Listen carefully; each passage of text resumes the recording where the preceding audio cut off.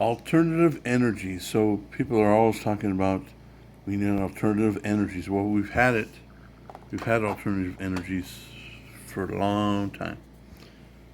For God, at least I think 50 years, we've had hydrogen power, and it burns clean. It's it's it's much more efficient than fossil fuels. Um, and it's just, I mean, you just separate the hydrogen from the water. You know, H2O. That's the H, and which isn't. It's not complicated. Just need a separator, and then it's a pretty easy conversion of the current internal combustion engines. It converts pretty easy, and then voila. Now, of course, that's why we don't have it, because the oil companies, car companies, no corporation can manipulate that and monopolize it, because it's just water. And I mean, there are guys all over the internet that have just rigged up their own small little hydrogen converter and extract the hydrogen. The rest of it gets spit out, and they run their vehicle with it. And it's not super crazy expensive. A few $1,000s, you can have all that done, and that's so cheap to run your vehicle and clean. So, but another one is ammonia. Yeah, it's easy to make, cheap. It burns 70% cleaner than gasoline, so much better. And you get just the same amount, same function. It doesn't change anything on your production, your power or anything. Um, Easy conversion as well. So that's another one. Um, and then as far as for maybe just something that you can kind of add to it, because I don't think there's not just one. So there's going to be four, five, six different things um, to eliminate fossil fuels. For I mean, you're always going to need the crude oil for, because I think there's over 400 products that are made from crude oil. As a matter of fact, this is one of them right here. Lip balm. That's that's made with it. Makeup, all kind of stuff. So they make so many products with it. So we'll probably always use some amount of it. But in terms of fuel, we already have several alternatives.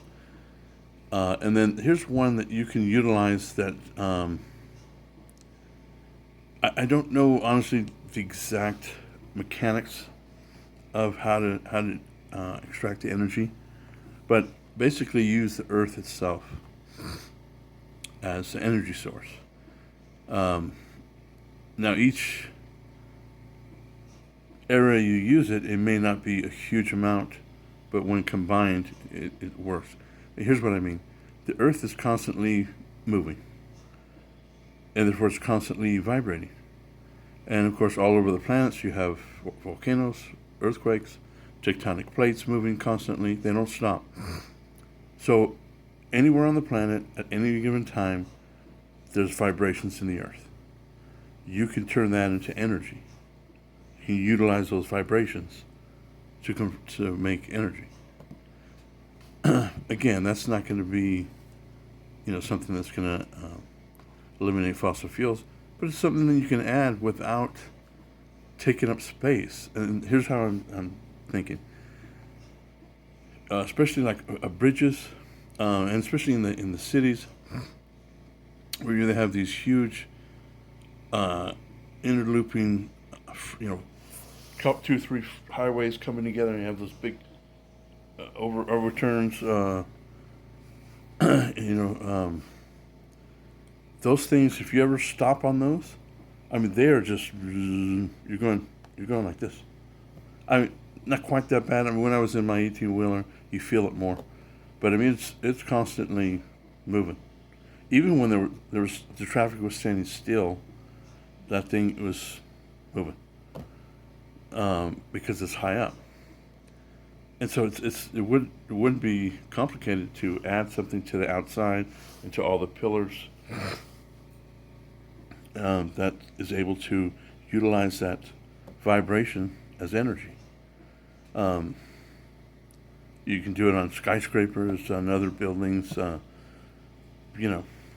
So again, it's that's not going to be some huge power source, but if it wouldn't take up space, you know, to do it, why not?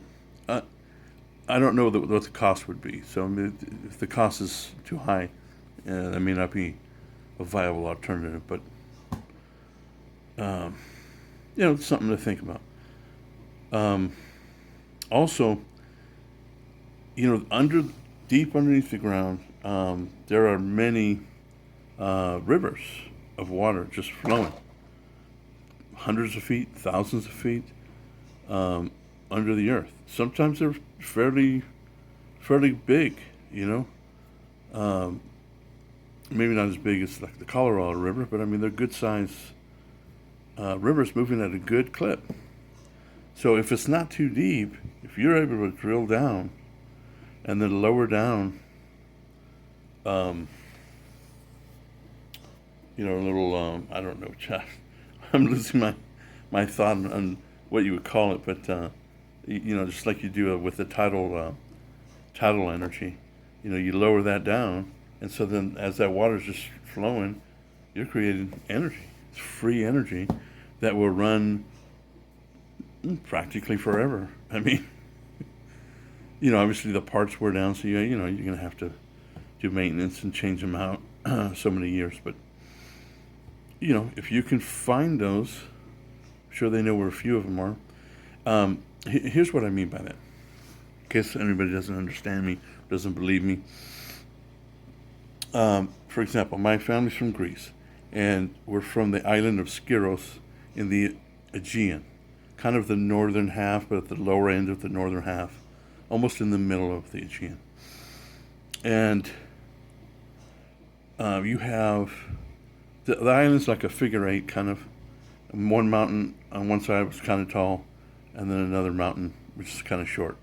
Well, the short mountain, maybe once every few years you get a tiny bit of snow, melts quick because it's not a lot. And then usually you have a good 5 to 6 months with not a drop of rain, nothing. But yet you have a river that's flowing at the same pace 365 days a year. Well, where's it coming from? Thin air? No, it's coming from deep down, underground, the river underneath, and then it hits some bedrock and shoots up and comes out of the mountain and then flows down. Fresh, clean water. And then it just, whatever's not collected. That's what their main water source was for the village, way back.